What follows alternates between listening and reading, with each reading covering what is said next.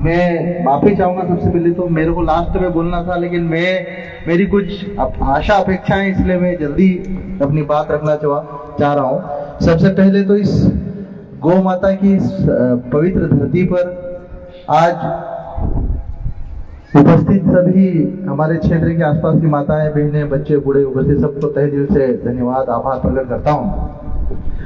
और जो गौशाला के भूमि पूजन का जो कार्यक्रम हुआ, आप सभी सम्मानीय साथियों को मैं बताना चाहता हूं कि हमारी कमलनाथ जी सरकार बनी थी, पहले साल में 1000 गौशालाएं बनी, उनके लिए हम कमलनाथ जी को धन्यवाद देना चाहते हैं। और आप लोगों को ये भी बताना चाहता हूं कि सबसे पहली गौशाला हमने मध्य प्रदेश के मनावर विधानसभा क्षेत्र के सिंगाना में बनाकर तैयार करी थी, जब गौशालाओं का और सबसे पहले और सबसे अच्छी गौशाला है। आज मध्य प्रदेश की टॉप गौशालाओं में सिंगाना की गौशाला आती है। अभी भी 300 से ज्यादा गायें हैं। संदीप अग्रवाल जी के नेतृत्व में बहुत शानदार जानदार तरीके से पूरे भारत देश से जो भी गोभक्त इस रास्ते से निकलते हैं, गौशाला में जाते हैं, गौ माताओं के दर्शन करते हैं।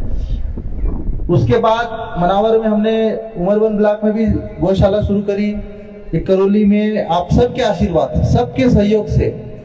और इस गौशाला को स्वीकृति देने से लेके इस गौशाला की भूमि को संरक्षित करने के लिए सभी पार्टी के लोगों ने, मैं ये नहीं बोल रहा हूँ कि सिर्फ हमारी पार्टी के लोग, सभी पार्टी के, मैं पार्टी से जोड़कर गो भक्तों को मैं कहना चाहता हूँ। और आज के इस कार्यक्रम में भी पार्टी के लोगों से बढ़कर मैं यही कहना चाहता हूँ कि आप सभी गो भक्त हैं। और यहाँ उपस्थित सभी गो भक्तों को तहे दिल से मैं हार्दिक अभिनंदन और उनको तहे दिल से प्रणाम करता हूँ। हमने पिछले 2 साल से गौशाला के लिए संघर्ष किया, क्योंकि पिछले कोरोना के बाद सरकार ने गौशाला मंजूरी देना बंद कर दिया था। और मुझे जहां तक पता है कि कोरोना के बाद जो गौशाला बंद हुई थी और उसके बाद जो स्वीकृति हुई है पिछले 1.5 साल में, ये पहली गौशाला हमारी अभी करौली को मिली है। इसके लिए हमने पिछले दिनों धार जाकर धरना प्रदर्शन किया था। उसमें कई गोभक्त धार जिले से, करौली से भी कई गोभक्त साथी लोग गए थे, उनके भी योगदान को मैं तहे दिल से धन्यवाद देता हूँ। उसके बाद मनावर में भी हमने धरना प्रदर्शन किया था। हमने सरकार से एक ही मांग करी थी कि जो गो भक्ति हमने करौली क्षेत्र और आसपास के ग्रामीण लोगों में गौ माता के प्रति देखी है, और यहाँ गौ माताएं, क्योंकि हमारे सिंगाना में भी मतलब ओवर लिमिट जो 100 की क्षमता है, 200 की क्षमता है, 350 से ज्यादा कैपेसिटी है, तो कई बार गौ माताएं अभी वहां पे भी ऐसी स्थिति में नहीं है कि और ज्यादा बढ़ाई जाए, तो हमारे लिए बहुत ज्यादा जरूरत थी। और मुझे खुशी है कि हमें इसी कार्यकाल में विधानसभा चुनाव से पहले ये गौशाला स्वीकृति मिली है। और इस गौशाला को सरकार से तो हमने पैसा लिया ही है 37 लाख रुपए, उसके लिए हम सरकार को भी धन्यवाद देते हैं, क्योंकि कम से कम चुनाव से पहले हमको आवंटित करी है। साथ में इस गौशाला को, जैसे मनसाराम जाट जी ने बहुत अच्छी बात कही है कि हमारे लिए सबसे बड़ी चुनौती इसको संचालन, इसको आगे चलाना, क्योंकि 37 लाख में बिल्डिंग, भवन जो भी है बहुत बन के तैयार हो जाएगा। हमारे लिए सबसे बड़ा चैलेंज, जैसे उदाहरण के तौर पे सिंगाना क्षेत्र की गौशाला को मैं देखता हूँ, जब भी हम जाते हैं सिंगाना तो जरूर गौशाला में हम बैठक रखते हैं, वहां मिलते हैं, गौ माता का दर्शन करते हैं। तो मैंने एक बात देखी कि उस सिंगाना गौशाला का संचालन संदीप अग्रवाल जी के नेतृत्व में शानदार जानदार तरीके से तो हो रहा है, लेकिन सिंगाना के आसपास 20-25 गाँव के जो हमारे किसान भाई है, जो हमारे अलग अलग गाँव में रहने वाले हमारे गो भक्त हैं, वो हर प्रकार से वहां सहयोग करते हैं। कोई चारा देके जाता है, कोई पैसा देके जाता है, तमाम तरह का उनका सहयोग मिलता है। तो आज सबके सहयोग से आज जो मध्य प्रदेश की सबसे टॉप की गौशाला बनी है। तो मैं जो हम लोगों ने करौली क्षेत्र के आसपास जो जनता को देखा, यहाँ पे मतलब सभी लोग लगभग बहुत अच्छी स्थिति में, बहुत अच्छे किसान है, बहुत संपन्न किसान है। और आसपास के करौली के क्षेत्र के किसान, करौली गांव के किसान तो इसको सहयोग करेंगे ही करेंगे। आसपास के 10-15 गांव की समिति बनकर यहाँ पर थोड़ा थोड़ा योगदान भी देंगे, तो इसको हम भव्य से भव्य, मतलब पूरे प्रदेश नहीं पूरे देश की एक ऐसी गौशाला एक उदाहरण के तौर पे बना सकते हैं, जिसका नाम पूरे राष्ट्रीय स्तर पे जाएगा। और आज आप सभी, हम लोग चाहते तो हम 4-5 लोग कार्यकर्ता लोग इकट्ठे होकर गो माता का भूमि पूजन कर देते और कार्यक्रम खत्म कर देते। हमारा उद्देश्य था कि आप सभी को बुलाने के पीछे यही उद्देश्य है कि इस गौशाला के निर्माण में आप सभी का थोड़ा ना थोड़ा प्रत्यक्ष और अप्रत्यक्ष रूप से सहयोग रहे, क्योंकि अगर आप लोगों का प्रत्यक्ष अप्रत्यक्ष रूप से सहयोग रहेगा तो ये मुझे लगता है देश की सबसे अच्छी गौशाला बनेगी। मैंने सभी ग्रामवासियों से, आसपास से उपस्थित सभी हमारी माताओं बहनों से मैं कहना चाहता हूँ, इस गौशाला में जब गौशाला बनेगी तो हम श्रमदान भी करें। हम लोग श्रमदान के साथ साथ आर्थिक सहयोग भी करें। सरकार दे रही है, सरकार के भरोसे ही नहीं रहना है, सरकार पैसा देगी, लेकिन मेरा यह है कि जितना दे सकता है कोई भी, भले 1 रुपए का सहयोग रहे, हम लोग को बहुत ज्यादा पैसा नहीं चाहिए। आप लोग की भावना जुड़नी चाहिए इस गौशाला से, क्योंकि जिस दिन आपकी भावनाएं जुड़ी आप ये मान के चलो कि इसको भारत की सबसे सर्वश्रेष्ठ गौशाला बनने से कोई भी नहीं रोकेगा। तो यहाँ पे जो भी गो भक्त हैं, मतलब अपनी तरफ से आप जब गौशाला बने, निर्माण कार्य शुरू हो तो सभी माताएं बहनें सब आए बैठे, तो आप लोग प्रत्यक्ष अप्रत्यक्ष रूप से कोई आर्थिक रूप से सहयोग करे, कोई श्रमदान भी करे। सरकार अपनी तरफ से कोशिश करेगी, पैसा भी देगी, लेकिन मेरा ऐसा अनुरोध है कि हमारे क्षेत्र के सभी किसान बंधु थोड़ा थोड़ा आर्थिक सहयोग, बहुत ज्यादा करने की जरूरत नहीं। आप लोग 1-1 रुपया भी दिया ना तो एक गौशाला, क्योंकि संचालन की जो चुनौती आती है, हमने देखा है कि कई गौशालाएं सरकार ने बना तो दी, लेकिन कई बार ग्राम समिति को दे दिया, कई बार सरपंच साहब को दे दिया, तो कई बार सरपंच भी इतने संपन्न नहीं होते हैं कि क्योंकि सरकार गौ माता के लिए चारे का जो 1 रुपए का कितना संदीप है, कितना डालती है 1 किलो का, एक गाय का 20 रुपए एक दिन का, तो कई बार 6-6 महीने तक सरकार पैसा नहीं डालती खाते में। ऐसे में कई गौशालाएं बंद हो गई, कई गौ माताएं मर जाती है। तो मेरा आप लोगों से यही अनुरोध है कि इस करौली कामधेनु गौशाला को शानदार जानदार तरीके से निर्माण करने के साथ इसका संचालन की जिम्मेदारी ये किसी एक गांव की या एक व्यक्ति की या एक किसी की नहीं गौशाला, ये पूरे विधानसभा क्षेत्र की गौशाला रहेगी। आप सबका योगदान रहेगा, हम सब मिलकर इसको बहुत भव्य तरीके से इसका संचालन करेंगे। मैं ऐसी आशा और अपेक्षा रखता हूँ और मुझे खुशी इस बात की है कि हम लोगों ने संघर्ष किया। मैं बता रहा हूँ, पहले हमारी जब सरकार थी तब तो गौशालाएं धड़ाधड़ मतलब हर 15 महीने हर महीने 2-3 ब्लॉकों में गौशालाएं मंजूरी मिल रही थी, लेकिन बाद में सरकार जैसे चली गई उसके बाद गौशालाएं मंजूरी बंद हो गई है। तो लेकिन अब ये गौशाला हमने संघर्ष करके ली। मैं इसलिए भी हम लोग इस पे कहना चाहता हूं कि इसके लिए हमने वास्तव में धार स्तर पे, गुरुजी मैं कहना, जब धार में हमने धरना दिया था, हमारे गो भक्त करौली से भी गए थे, आसपास के जिलों से भी आए थे और क्षेत्र से भी गए थे। तो इस गौशाला की मंजूर स्वीकृति हमारे लिए कई चैलेंज थे, सबने सहयोग किया। हम लोग यही कहना चाहते हैं कि जो जिन गो भक्तों ने इस गौशाला जमीन से लेके स्वीकृति से लेके जो सहयोग किया, मैं तो आप एक जनप्रतिनिधि का मैंने कर्तव्य निभाया, लेकिन जो ग्रामवासियों ने, क्षेत्रवासियों ने जो इस गौशाला के लिए संघर्ष किया, उनके संघर्ष को मैं सैल्यूट करता हूँ, धन्यवाद देता हूँ। और हमारे दादा, ये जो गो भक्त हैं, इनके बारे में दादा एक बार खड़े हो जाइए। इन्होंने जो ये मालाएं जो पहन रखी है, ये तुलसी माता की, हाँ फिर थोड़ा सा मैं बता दूं कि इन्होंने अपने दाढ़ी कटाने का जो पैसा होता है, अगर ये खुद दाढ़ी काट ले और उसका जो पैसा बचा इन्होंने इकट्ठा किया गौशाला के लिए। ये मालाएं भी इन्होंने तुलसी माता की मालाएं बनाई और मालाएं बेच के इन्होंने गौशाला के लिए पैसा इकट्ठा किया। मतलब इन्होंने पूरा जीवन कितना संघर्ष किया दादा ने, इनके लिए एक बार जोरदार तालियां बजाने की बनती है। दूसरी, इस गौशाला के लिए प्रत्यक्ष और अप्रत्यक्ष रूप से हमारे जिन जिन गौ भक्तों ने सहयोग किया, उनके लिए भी एक बार जोरदार तालियां बजाई जाए। एक बार जो आज इस गौशाला के भूमि पूजन में उपस्थित समस्त हमारे गणमान्य नागरिक बंधु, गण माताएं, बहनें, हमारे सतगुरुदेव भगवान, सबके लिए एक बार जोरदार ताली होना चाहिए।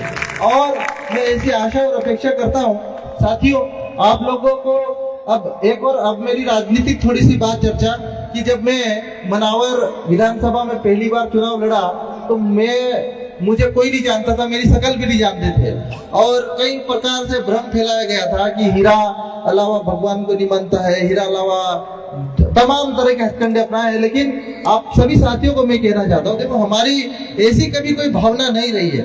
मैं 10-15 साल दिल्ली एम्स तक की पढ़ाई करते करते मेरे को लगा, और उसके बाद जैसे यहाँ आया मुझे साल भर बाद चुनाव के लिए टिकट मिल गया। तो टिकट भी मैंने कहा कि मनावर में तो मैं किसी को जानता ही नहीं, मैं चुनाव लड़ूंगा भी तो पता नहीं जीतूंगा कि नहीं जीतूंगा, मैं खुद असमंजस में था। लेकिन जब टिकट लिया और जब चुनाव लड़ा, क्योंकि देखो मेरी एक फितरत है, अगर एक कदम आगे बढ़ा दिया तो पीछे हटना तो मेरी जिंदगी में नहीं रहा है। मतलब हम कभी भी हमेशा, अगर कई लोगों ने कहा कि हार जाएगा, मैंने कहा जो होगा देखा जाएगा, लेकिन जब चुनाव के परिणाम आए तो 40,000 लगभग 40,000 वोट से मैं जीता, जो मनावर के इतिहास में पहला इतिहास रचा गया।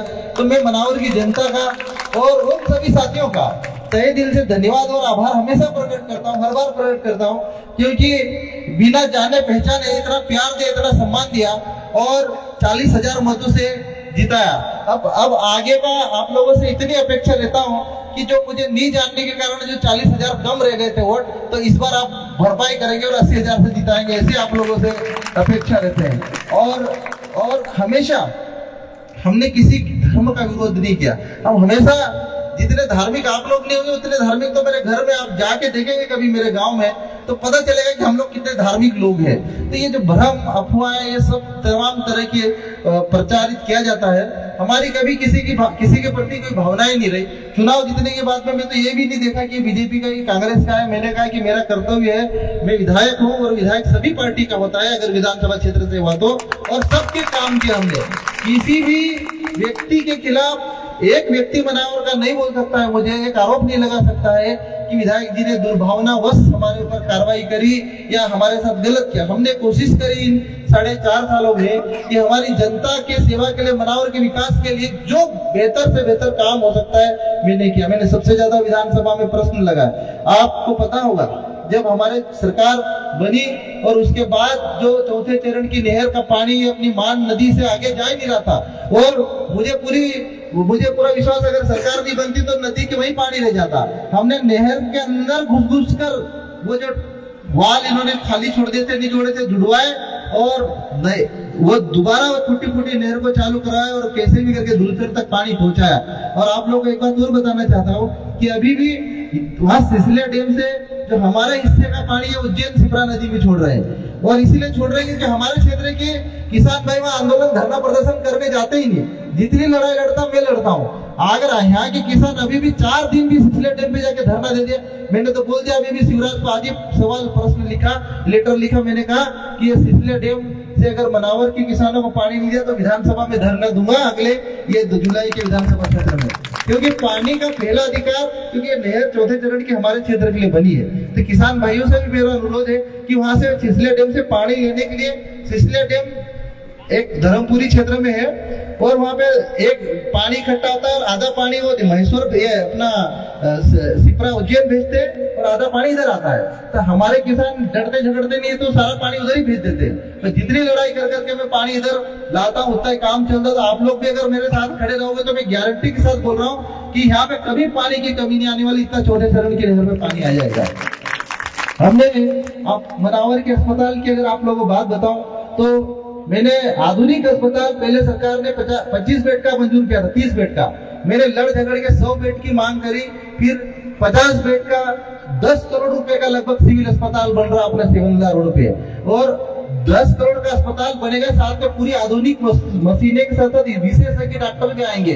तो ये जल्दी 6 महीने साल भर के अंदर अस्पताल बन के तैयार हो जाएगा। ये सब आपके लिए। और मैं तो चाहता था कि मुख्यमंत्री शिवराज सिंह चौहान जी जब बालीपुर आश्रम आए थे बाबा जी, तो मैं उनसे भी बोला था कि मुख्यमंत्री जी आप अगर आए हैं तो कब से मनावर को जिला बना के की घोषणा कर दे, और अगर जिला बनाने की घोषणा कर दे होते तो अभी मैं मनावर क्षेत्र में मेडिकल कॉलेज खड़ा कर देता, अभी तक मंजूर करवा देता पिछले बजट में।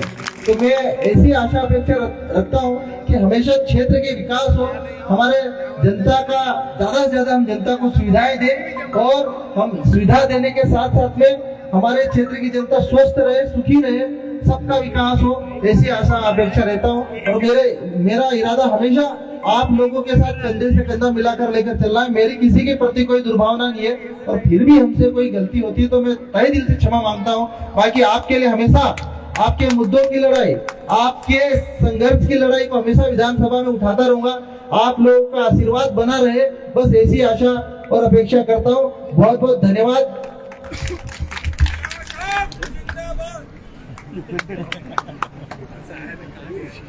अच्छा, हाँ, आखिर में आज एक और बात आखिरी में, देखो 3 महीने बाद चुनाव है और जहां तक मुझे लग रहा है, प्रदेश की जनता को लग रहा है सरकार तो हमारी बनेगी 100%, है ना, और आप लोगों का आशीर्वाद रहा तो हम भी भारी बहुमत से जीतेंगे और सरकार में भी रहेंगे, ऐसी मुझे भी उम्मीद है। और एक गौशाला को और भी भव्य तरीके से बनवाऊंगा।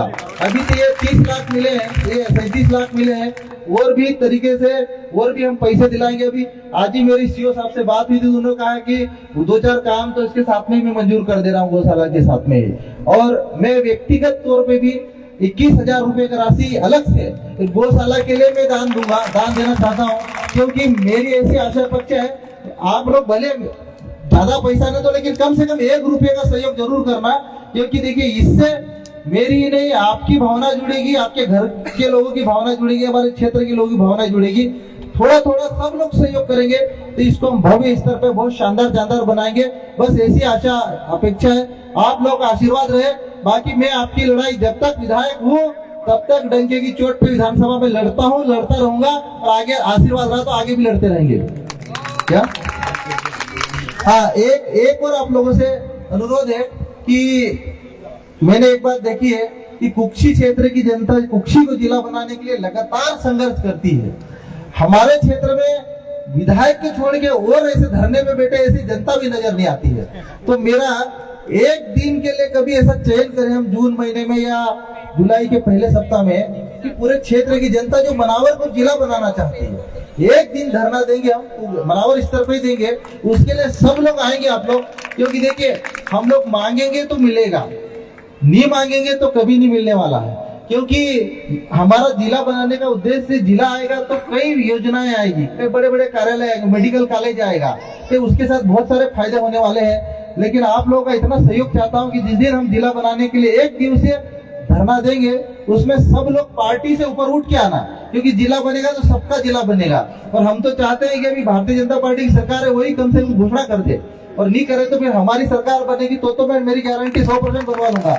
लेकिन अभी भी जितना जल्दी बने उतना जल्दी हमारा फायदा होगा। दूसरा, हमारा एक बाईपास की मांग है और सिमलदा ब्रिज की मांग है, तो इसको अभी जुलाई में हमारा सत्र है, 10 जुलाई से शुरू हो रहा है, तो वहां पे भी ये मुद्दे उठाऊंगा मैं। और कोशिश हमारी रहेगी कि जल्दी से जल्दी माननीय मुख्यमंत्री जी हमारे मनावर को जिला बनाए और सिमलदा ब्रिज को स्वीकृति टेंडर प्रक्रिया शुरू करे। तो आप सभी को बहुत बहुत धन्यवाद। आखिर में नारे के साथ अपनी बात समाप्त करना चाहूंगा। गो माता की, बोलो गो मैया की, बोलो बालीपुर धाम की, बोलो बालीपुर धाम की, बोलो खेड़ापति हनुमान जी महाराज की, बोलो नर्मदा मैया की, बोलो भारत माता की। बहुत बहुत धन्यवाद। एक बात